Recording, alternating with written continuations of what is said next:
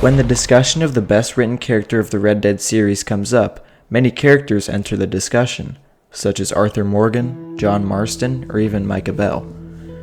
Even though all these characters have amazing writing with them, the one I believe to be written the best is the man with a plan himself, Dutch Van Der Linde. Dutch's decline into madness is one of the best narratives ever written. This video will be a mix of Dutch's story along with an analysis of his character. He was born in the 1850s to a mother named Greta near Philadelphia.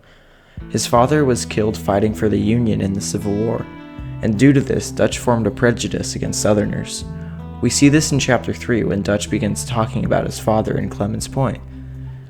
Dutch was disobedient to his mother and ran away from home at the age of 15. His mother died in 1881, and Dutch talks about how he found out she died and was buried in Blackwater several years later from an uncle of his. During his time alone, he began shaping his conflicting philosophy. He valued the idea of true freedom and the absence of any laws, but in many ways his ideals conflicted with themselves. His ideals eventually turned into a life of crime. In the 1870s, Dutch met a con artist named Hosea Matthews.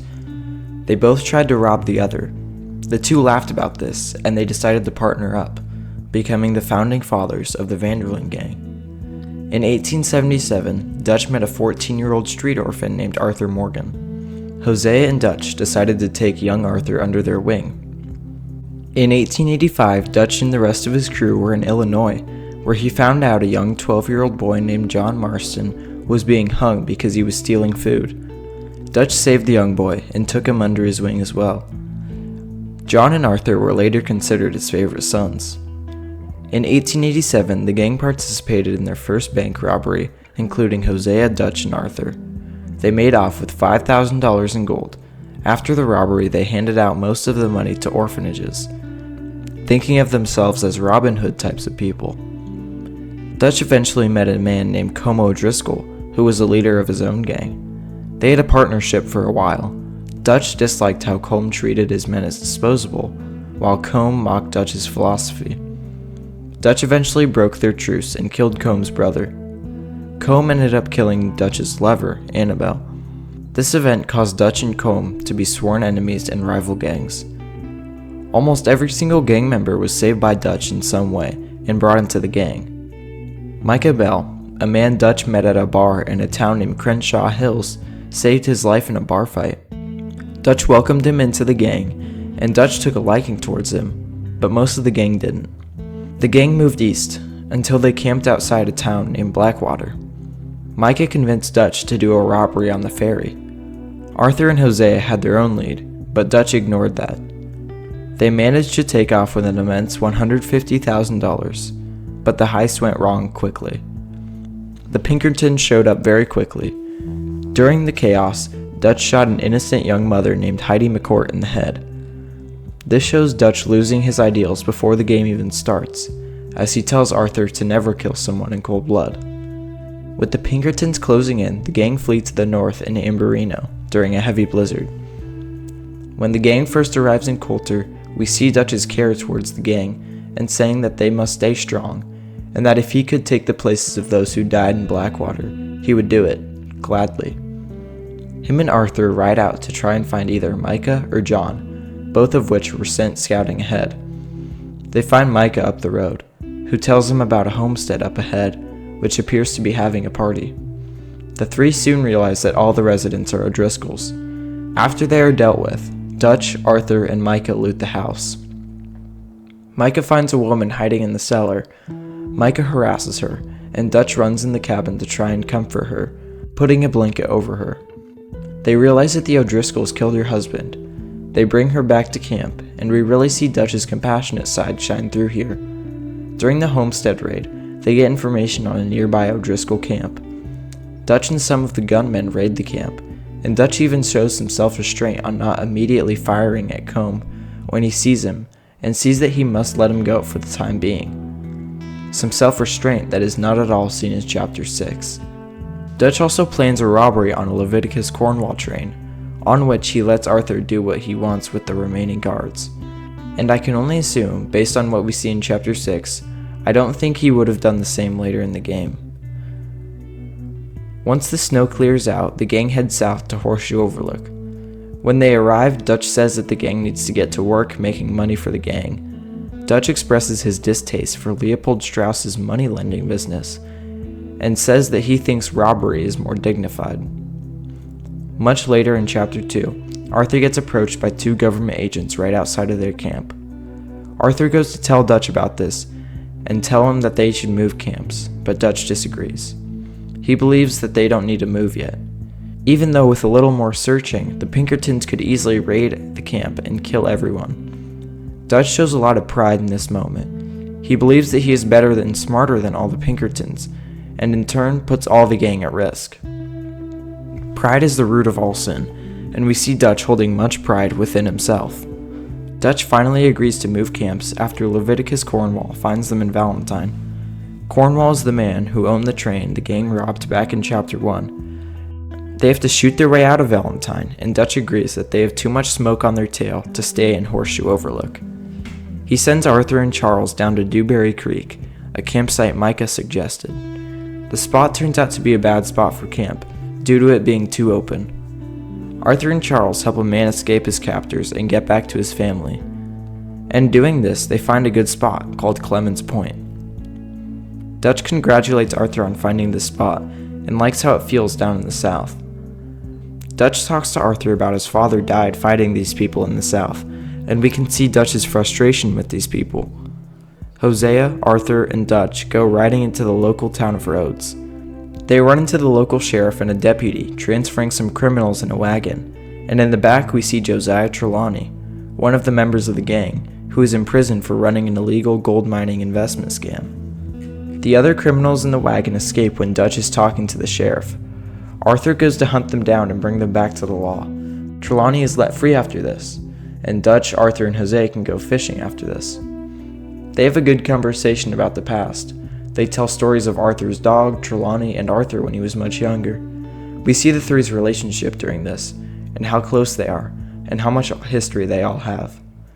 Dutch says something that most players probably didn't think twice about, but is pretty important to Dutch's character. I think we're gonna be okay. Now I can't say for sure here, but it is interesting how he first says that only he would be okay, thinking of himself before the rest of the gang, thinking that he's more important than they are. This once again goes back to Dutch's pride and how that affects his character very heavily. Dutch gets the local sheriff drunk so that he makes Arthur, Bill, and Dutch deputies. With the help of another deputy by the name of Archibald McGregor, they take down an illegal moonshine operation made by the Braithwaites. They learn that the 2 families, the Grays and the Braithwaites, are enemies. The Grays own most of the businesses in Rhodes, and the sheriff is a Gray, while the Braithwaites run more legal things like moonshining. Once they take down the operation, the gang takes a lot of moonshine to sell back to the Braithwaites. After this, Dutch and Arthur race back to camp, and when they return to camp, Dutch shares a very heartfelt message to Arthur. You were quite so good at running away, Arthur. I never knew age had slowed you down quite so much. Well, time is a bastard. When you get to be my age, well, you'll know that better than anything. Be well. I had fun with you today. I was gonna say you're like a son to me, but you're more than that. Was this genuine is the question I asked myself every single playthrough after the first one. I still have no idea, but the answer I've come to is yes. In the moment, Dutch was being genuine towards Arthur. I believe that later in the game, in Chapter 6, Dutch lost himself, and lost the part of himself that saw Arthur as his son. Near the end of Chapter 3, Micah tells Dutch and Arthur about the O'Driscolls wanting to have a peace meeting. Both are hesitant to agree with this, as they believe it is a trap. But Micah insists that it is smart, because even if it is a trap, they will have Arthur with the sniper rifle above. He says the small chance that it's not a trap means that they would be fighting one less force. This convinces Dutch to agree. Arthur doesn't want to go, but he has too much faith in Dutch. Arthur sits above watching the meeting, and at some point Arthur gets attacked by some O'Driscolls. The meeting, I assume, ended peacefully, but was unsuccessful. Arthur gets tortured by the O'Driscolls for days on end. Eventually, Arthur is able to free himself and ride back to camp. When he returns, Dutch apologizes to Arthur many times, although I still don't know why they didn't go out looking for Arthur when he didn't return. After Sean is killed in an ambush, the gang learns that the Braithwaites kidnapped Jack. Dutch is enraged and orders the gang to launch an assault on Braithwaite Manor. Come on, let's get this done. John, you sure you're okay? Like I said, I'm fine. Follow my lead. Both these redneck families think they can ruin us? I don't think so.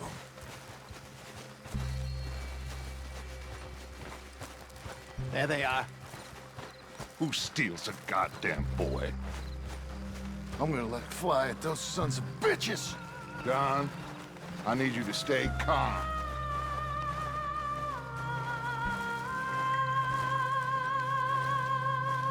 Get down here now! You inbred trash! What the hell do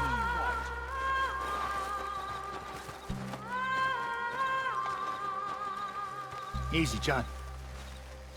We've come for the boy. You must have known we would. Shouldn't have messed with our business now, should you? Whatever complaint you have with us, alleged or otherwise, that is a young boy. That is not the way you do things. Hand him over. Get the hell off our land!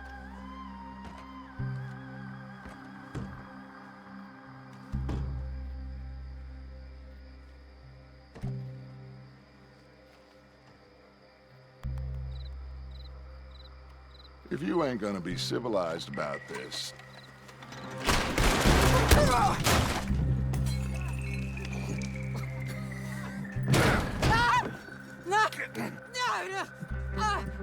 You want me to kill you too, old woman? You bastards! Where's the boy? We have lived in this house for 120 years. We never had no problems except for Where Yankees. is the boy? Who took him? You killed my son! Oh, and I will surely kill the rest of them unless you start talking. Oh, I know your type. Common scum. Where is the boy? You filth. All right, we get her out of here. What about down?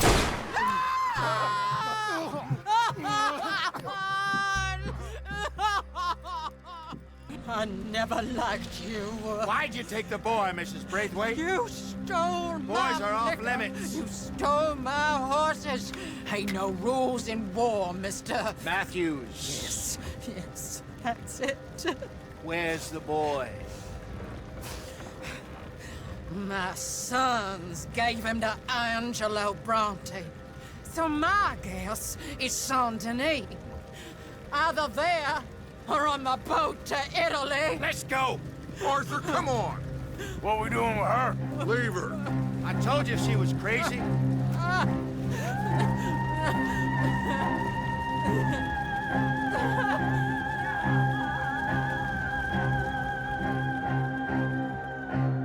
We see Dutch's protective side shine through. I do believe he genuinely cared about Jack in this moment. The next day, 2 Pinkerton agents show up to camp. They offer the gang members a deal. If they turn in Dutch, they will go free and not go after them. Dutch pretends to comply, but the rest of the gang loads their guns and warns the agents to leave. Agent Melton says he'll be back with 50 men. After this, Dutch sends Arthur and John to go clear out Shady Belle, where the gang plans to camp. After moving to Shady Belle, Arthur, Dutch, and John go to confront Angelo Bronte, the man who has Jack. Angelo Bronte complies, and only asks that John and Arthur go and do a simple job for him. Bronte gives Jack to Dutch and invites him to a garden party at the mayor's house. At the mayor's house, Dutch talks to Bronte briefly. Bronte throws many insults towards Dutch. Dutch takes the insults, but we can see how much Dutch is angered by this. Angelo Bronte does mention that there is a trolley station in town that carries a lot of money. When they return to camp, Dutch begins to plan and scope out the trolley station. Arthur agrees to go with Dutch for the robbery. Dutch says that they need one more gunman. Dutch says they should bring Micah, but Arthur wants Lenny to come with. I still don't understand Dutch's liking towards Micah. It doesn't make any sense for Dutch to like Micah. He goes against all of Dutch's ideals of not killing innocent people, and maybe Dutch doesn't even hold those values. After this, the O'Driscolls raid the gang's camp, and they kill a young gang member named Kieran Duffy. Dutch orders Reverend Swanson to go bury the boy. Soon after, Dutch, Arthur, and Lenny go to rob the trolley station. They storm inside and immediately hold everyone at gunpoint. Arthur and Lenny go to loot the safes, only to realize there is barely any money there at all. The law shows up awfully quick, almost like Bronte set the entire thing up. The three try to run. They get in a citywide shootout with the law. They hijack a trolley to try and escape. Slow this thing down! I'll try.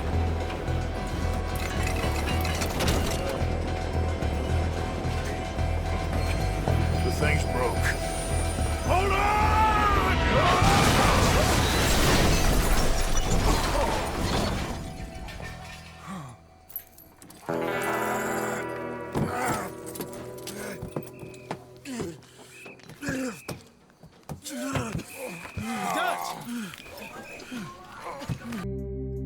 As we just saw, it looks like when the trolley derailed, Dutch suffered a head injury. Now many people believe that this head injury started his mental decline. I do believe that it probably had an effect on him not being able to see reality very clearly, but I believe that Dutch's decline had started long before this, and this at most just sped it up. Dutch is furious with Bronte for setting up the gang and wants to go seek revenge on him. Dutch tries to rationalize his revenge with Bronte, with the fact that they plan to rob a bank in his city. This convinces Arthur, but Jose can see Dutch being extremely irrational here. So, Arthur, you get the deciding vote. About what? We take an insult and scurry off like cockroaches? Or deal with business the right way? We don't need to take revenge. We hardly know the guy. This ain't about revenge, Hosea. Angelo Bronte don't mean shit to me. This is about the fact we are planning to rob a bank in his town. A bank that he no doubt protects. A town where his men are gunning for us. Before we do that, we need to put him out I of commission. disagree. There's always an easier way. There ain't no easier way. Now, I know his type. He is a vindictive little power broker who rules by fear. Now, we pull that stunt in his cesspit of a town, we're doomed. You want to leave this place? Leave this country? We need that money. Just don't feel good, Dutch. This is it. This is the last job that we are ever going to pull. Before the year is out, we are going to be harvesting mangoes in Tahiti. Farmers. But we need seed capital, and we need to leave. You know it. I know it. Forgive me if I can't think too much about the mango harvest. This is it. Trust me. Arthur. If it's business, well, business is business. Angelo Bronte stands between us and our future. You'll damn us all. Arthur, come on. Dutch and Arthur go down to the town of LaGras to make a deal with a fisherman so the gang can get a boat to flank Bronte's mansion. They help Thomas out by getting the boat and rescuing his assistant, who almost died to a huge albino alligator. Once that is done, a couple of the gunmen, along with Dutch and Arthur, ride to the back of Bronte's mansion. They flank the guards, and John and Arthur end up knocking out Bronte and bringing him onto their boat. Oh, hey, big man. We gonna ransom you or what? You're pathetic. Well, I am. Because from where I'm sitting, you're the one deserving of pity, my friend. All your men, all your money, it weren't no match for a bunch of bumpkins. You are nothing. You do nothing. You mean nothing. You stand for nothing. Me, I run a city. And when the law catch up to you, you will die like nothing. I am this country. You are what people are running from. I possess things that you will never understand. You don't even possess your own men. $1,000 to the man who kills him and sets me free. What are you gonna say now?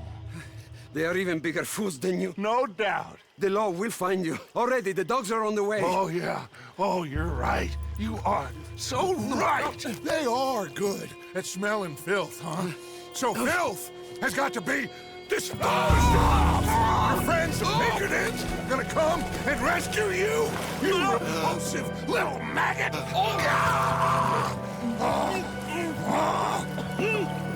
Call them now. You call them.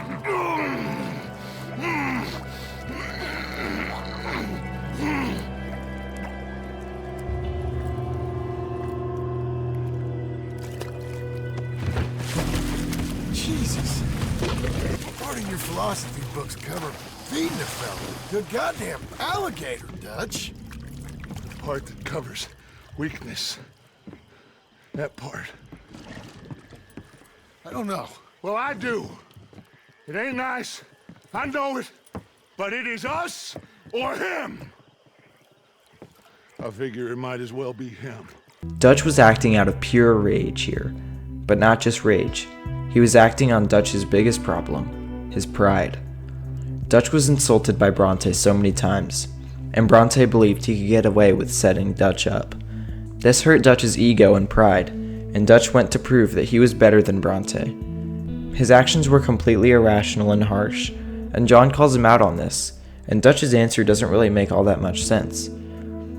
He says that it was either us or him, and that he figured it might as well be him. In order to escape America, the gang needs one final big score, and the gang has their eyes set on the Lemoyne National Bank. Hosea agrees that it's what they need, and he has a good plan. Hosea and Abigail will create a distraction on the other side of town. While the law goes over there, the gang will enter the bank. It starts smoothly. The gang gets in and gets a whole lot of money, until an army of Pinkertons show up, with Hosea in custody. It's over! Shit. Abigail. Dutch! Get out here! Get out here now! Someone must have squealed. Never should have gone after Bronte, Dutch. Mr. Milton? Let my friend go. Or folks, they are gonna get shot unnecessarily. Your friend? Why would I do that? Come on, Milton. It's over. No more bargains. No more deals. Mr. Milton, this is America. You can always cut a deal. I've given you enough chances. Come on!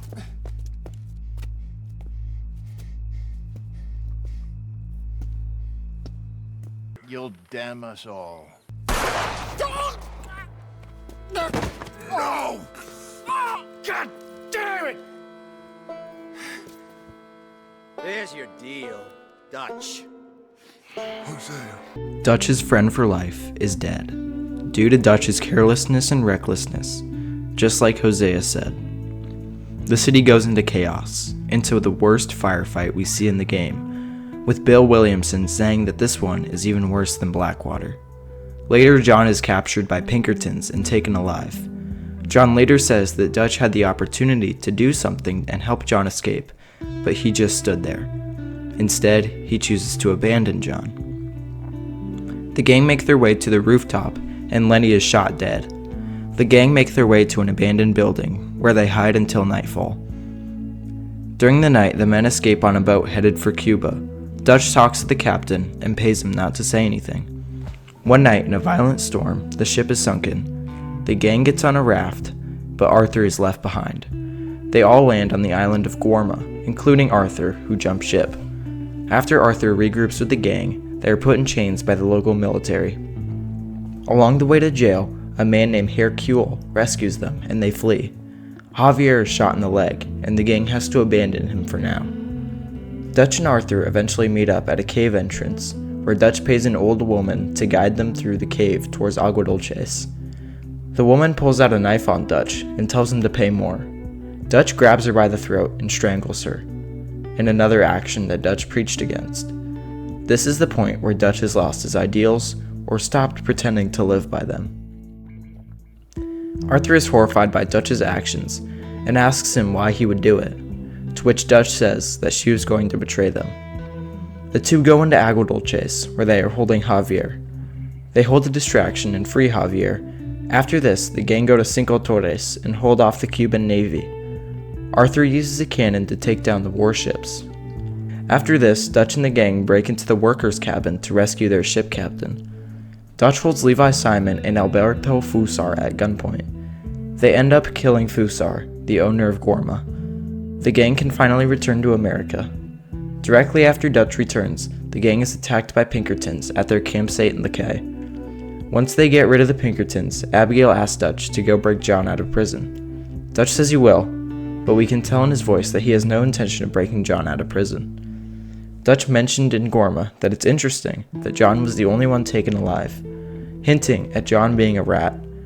I believe Micah had been feeding Dutch lies about John being a rat of the gang, which leads to Dutch not trusting John anymore, which means that he also doesn't trust Arthur. Arthur and Dutch begin to talk before the gang moves to Beaver Hollow. Working it all out. Once and for all, Arthur. What now? We're back, and I'm sitting here, and I am contemplating the great journey of the sun and considering a famous chess move. Those oily enactors of a mediocre justice, the Pinkertons, and their benefactor, the depressing millionaire Leviticus Cornwall, they want us, Arthur. They want us. And they are going to have us. Maybe they ain't the problem. Meaning? I don't know, it's just, well, I can't help but feel we would have been better running off someplace else. But the game ain't over, Arthur. I mean, I ain't played my final move, but I guess I'm more interested in saving lives than winning a chess. and maybe life ain't such a thing to cling on to so tightly. No doubt. What about the women? You sound like Hosea. Miss. I asked you a question. What do you think? We can't stay here. That much is obvious. Where are we gonna run to? I mean, they chased us from the west. They chased us over the mountains. They ran us into the sea. Arthur, do you have my back? Always, Dutch. But there's more than your back to worry about. We need more money. We've been on the run for months now, and I seen you killing folk in cold blood like you always told me not to. And I'm sorry, but I can't help but think that if we There is country in Roanoke Ridge past Butcher Creek I believe we could hold. Okay. You and Charles, you could take folks up that way. Micah and I need to do some reconnaissance. I ain't got a final plan yet. Arthur, I ain't got it. Notice how quickly Dutch switches topics. I think he's aware of what he is doing wrong, but chooses it anyways. Once the gang is moved to Beaver Hollow, Arthur and Sadie free John from Sissica Penitentiary against Dutch's wishes. Dutch gets angry with them and tries to rationalize his anger with him saying that the law will come and kill the whole gang for this. No consequences in terms of the law come about from this, and Dutch was just trying to rationalize him not trusting John enough to go rescue him. After Micah and Dutch do some reconnaissance, they find out that Cornwall has bought a share in the Annesburg mine. Dutch and the gang know that Cornwall's money has the Pinkertons on their tail. Dutch, Arthur, and Micah go to confront Cornwall. There is a plague on your house already, Mr. Cornwall. What do you want, sir? I'm not quite sure just yet. Your impudence will be your undoing, sir. I'm undone already. Even my best friend here, he thinks I'm crazy. And like this poor fellow you are talking to, my feelings are hurt. You robbed me, sir. And you robbed him. Funny world. You show a criminal's grasp of sophistry, sir. I did no such thing. You kill. I kill. You rob. I rob. Only difference I can see is I choose whom I kill and rob, and you destroy everything in your path. I've heard just about enough. I'll tell you what. You give me this ship, $10,000, and safe passage out of here, I'll let you live. I'll do no such thing. You sure? Good. I prefer it this way. You lost your man! Noise, Arthur! Noise! Dutch has truly gone crazy, and he once again tries to rationalize his behavior. He says that without Cornwall, the Pinkertons will lose focus on the gang. This obviously doesn't happen, and if anything, the Pinkertons go after the gang even harder. Dutch keeps taking revenge, and keeps trying to rationalize his behavior. Later in the chapter, Como Driscoll is sentenced to being hung. Dutch, Sadie, and Arthur go to Saint Denis to make sure that he is hung. As the trio expected, some O'Driscolls were there hoping to free Combe, but they are taken hostage by the gang, resulting in Combe successfully being hung, ending the blood feud between the two gangs. A native named Eagleflies came into camp. Arthur and Charles helped Eagleflies in previous missions. Eagleflies introduces himself to Dutch, and tells him that some military soldiers took their horses and he needs help retrieving them. Dutch immediately agrees, denying the money that Eagleflies offers him. They go to rescue the horses, which were being held on a ship. When they return to shore, Dutch tells Eagleflies that he needs to retaliate against the military. Now, why did Dutch do this for Eagleflies? You might assume that this is conflicting his mental decline, and he was being genuinely kind, and you are incorrect. Dutch saw an opportunity to set the law's attention on the natives instead of the gang, and uses this conflict to his advantage, and towards what he wants. Dutch then asks Arthur to meet him and some of the natives in the Cumberland forest. Dutch plans to trap some soldiers in the canyon and embarrass them. Him and Arthur place dynamite on some trees. Once the soldiers arrive, they blow the dynamite and trap the soldiers between blown up trees. Dutch orders the soldiers to drop their weapons. However, reinforcements soon arrive. The natives, Dutch, and Arthur are forced to fight their way out. At some point during the fight, Eagleflies gets captured and taken alive to Fort Wallace. Arthur and Dutch get cornered on a cliff, and Dutch shares a speech, and then the two jump off. They somehow survived the fall and got back to shore safely. Eagleflies later comes into camp with a large number of natives, and tells the gang that they are going to raid the oil fields. Rainsfall then comes and pleads with his son. Eagleflies ignores his father. Rainsfall then asks Arthur for help. This reveals that Arthur has been helping Rainsfall in the past, and for some reason Dutch feels betrayed by this. His reasoning once again doesn't make that much sense, and it seems like he's looking for things to get mad at Arthur for. The majority of the gunmen of the gang go after the natives. The gang arrives to find a pretty one-sided battle with the Wapitis being taken out. When the gang rides in, the tide of the battle switches, and they push back the military. Once most of the military is gone, Dutch asks Arthur to go with him to collect some state bonds from Cornwall's office. As they leave, a pipe bursts in Arthur's face, subduing him. He got one! A white one! Dad? I need help! I need help!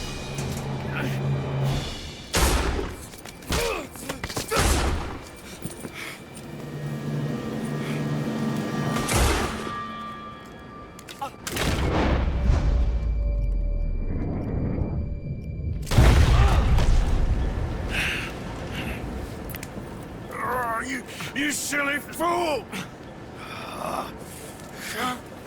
Come on! You saved my life more than once. To give mine for yours, it's as it should be. Come on! We need to go. You ran away. Oh, I did no such thing. Don't be a fool. They could be back here any minute. In this moment, we can see Arthur lose all remaining faith in Dutch. He just leaves Arthur behind to die, and then denies doing so. This shows the impact Micah had on Dutch in the short time he's been in the gang. It's enough to make Dutch think that his most loyal enforcer, the man he said is even more than a son to him, is a traitor. Eagleflies later dies in his father's arms after he was killed. After this mission, the gang go on their final job, a train carrying army payroll. Arthur suggests letting John and his family go free. Dutch gets furious, but calms himself down. And it looks like he agrees with Arthur, until they step away, where Dutch mocks Arthur, showing that he never wanted to let John and his family go free. The gang rides out to Saint Denis, where they plan to get on the train. Showing error in planning, the train doesn't stop in Saint Denis, and the gang rides after it. Once they are on the train, they start shooting with the guards. At some point, one of the carriages is about to blow, John gets it off the train, but right after it blows, John is shot off. John was only hit in the shoulder, so he should still be alive. Micah and Dutch go back for John. At the end of the robbery, Dutch and Micah meets with the gang and tells them that John didn't make it and that he's dead. When the gang return to camp, Tilly tells everyone that Abigail was kidnapped by the Pinkertons. Micah, acting as the devil on Dutch's shoulder, tells them that they need to let her go. Dutch, with no angel on his shoulder, agrees with Micah, much to Arthur's horror. Arthur and Sadie go to rescue Abigail. When Arthur returns to camp, he reveals that Agent Milton told him that Micah was the rat. This starts a standoff between Micah and Arthur. Arthur tries to convince Dutch that Micah was the rat, while Micah says to think of the future, and denies himself giving any information to the Pinkertons. Dutch remains silent, when, all of a sudden, John returns to camp. He says that Dutch left him to die, similar to what Dutch had done to Arthur not long before. Dutch has to be at Micah's complete bidding at this point, and holds none of himself that he held back in earlier chapters. He abandons John, his second son, not once but twice. He abandons Arthur, his first son. Javier then announces that the Pinkertons are coming, which results in Micah shooting Susan Grimshaw. Dutch finally withdraws his revolvers and sides with Micah, with most of the gang behind him. This standoff is cut short with the Pinkertons' arrival. Dutch and the rest of the gang, besides John and Arthur, run. Shortly after, Dutch can be seen firing at John and Arthur, firing his gun at his two sons. Dutch is gone. The Dutch we knew even at the start of the game. I feel like people overlook that Dutch opens fire on his own sons. It is pivotal to understand how truly far gone Dutch is. Dutch eventually reappears on the mountain where Dutch steps on Arthur's hand as he grabs a gun to kill Micah. It is over. Now, Arthur. It's over. Oh, Dutch. He's a rat. You know it, and I know it. He's sick. He's dying. He's talking crazy. There! Up there on the ridge! I gave you all I had. I did.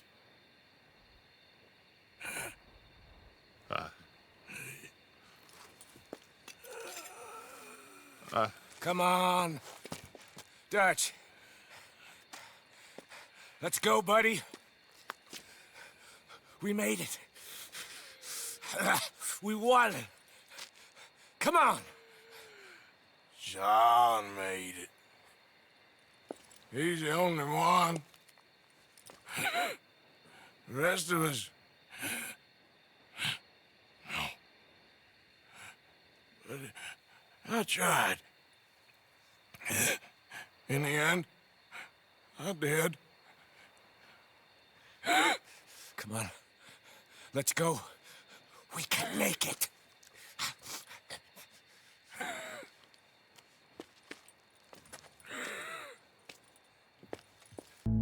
Dutch was unable to see his failure until this moment. The moment where Arthur says he gave Dutch all he had was the moment where Dutch understood his failure. But by then, it was too late. The gang was broken up. Dutch was unable to decide who to side with, even in the end, so all he did was choose to walk away. Following the gang's breaking apart, Dutch would spend the next couple of years evading the law. He would participate in a robbery gone wrong in 1906, which he was assumed to be dead in a fire. In 1907, he would reunite with Micah and retrieve the money from the Blackwater robbery. In 1907, John, Sadie, and Charles stormed Mount Hagen, where Dutch and Micah's gang was located. After Sadie appears and breaks the standoff between John and Micah, Dutch comes out of the cabin with his guns drawn. It's been quite a while.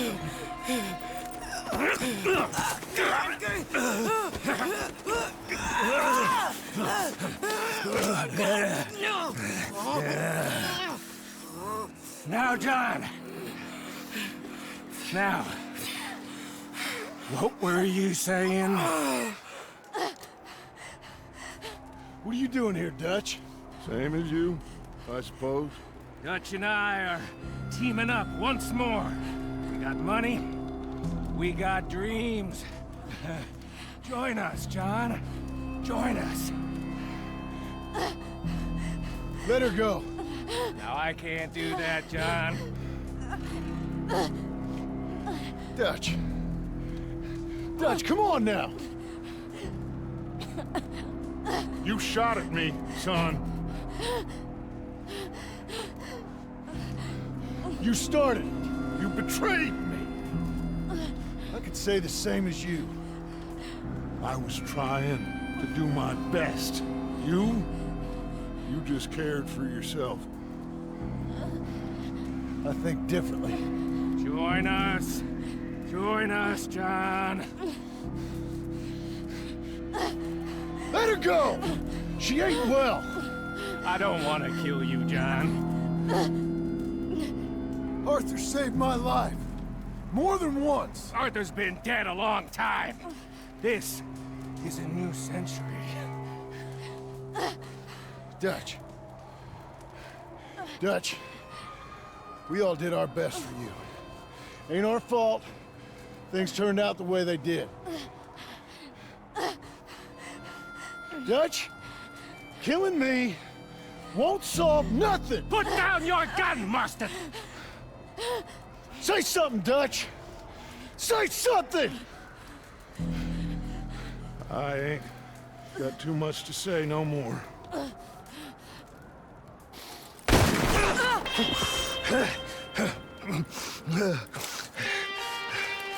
You shot me.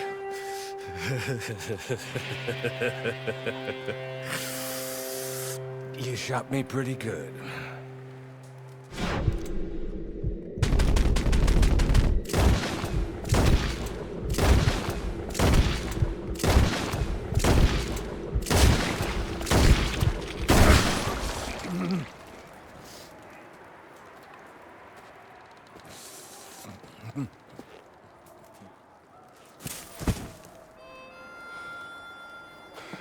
Thank you.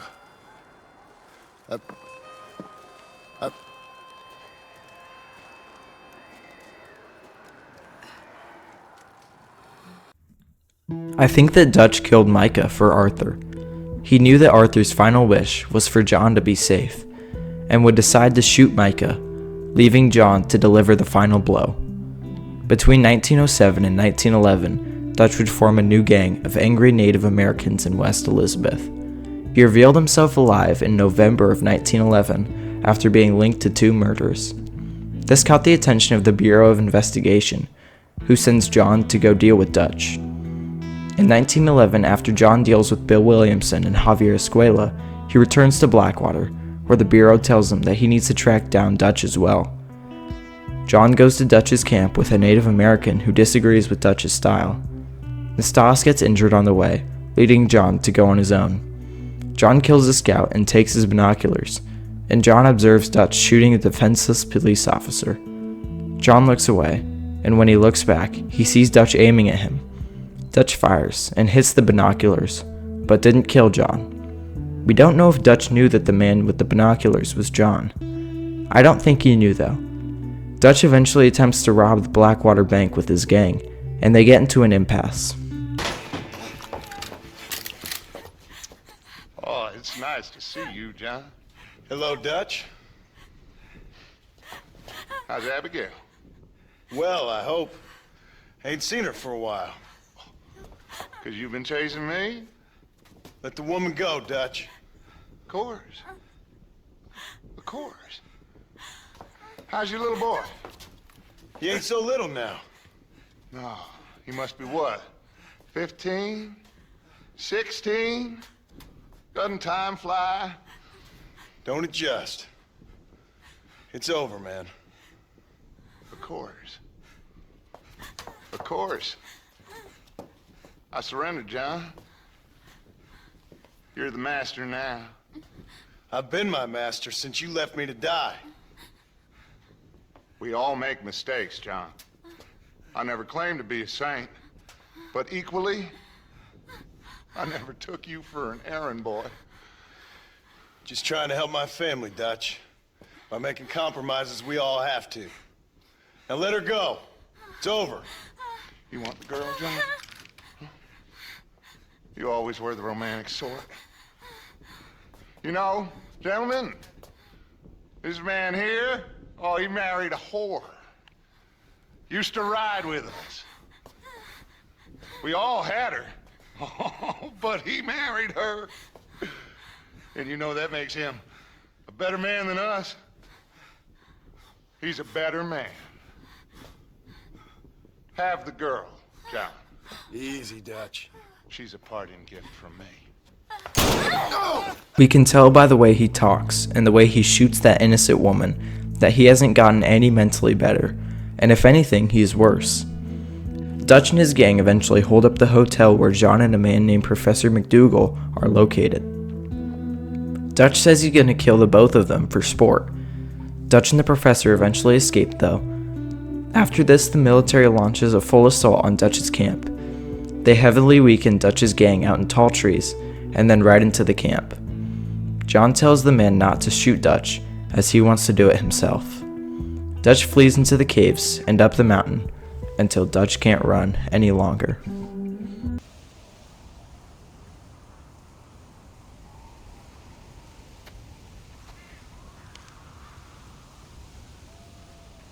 Hello again, John. Hello, Dutch. We gotta stop meeting like this. Sure. I got a plan, John. You always got a plan, Dutch. This is a good one. I don't doubt it. We can't always fight nature, John. We can't fight change. Can't fight gravity. We can't fight nothing. My whole life, all I ever did was fight. Then give up, Dutch. But I can't give up, neither. I can't fight my own nature. That's a paradox, John. You see? Then I have to shoot you. When I'm gone, they'll just find another monster. They have to. Because they have to justify their wages. That's their business.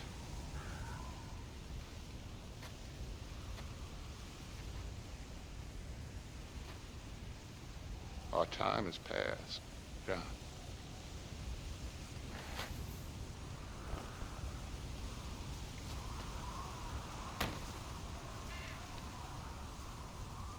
I want to share a thought I had many times while writing this video. Dutch's story and decline remind me of Lucifer, the devil in the Bible. The original title for this video was going to be something about him being the fallen leader, awfully similar to the devil's nickname, the fallen angel. But while writing, I realized he fell because of his pride, which I thought fit better for this video. Anyways, Dutch's death is so fitting. Dutch would never let himself be killed by someone else. He was too prideful to die at the hands of someone else. Dutch finally admits that the time of the outlaw has passed, and that his time, along with John's, is done, finally throwing himself off the cliff. I consider Dutch to be an extremely tragic character. Dutch spent his whole life running from the law and the modern world, fighting it at every turn. He was too prideful to give up this life, even when he had the chance to do so, because giving up would show that he gave up in the fight against modernization.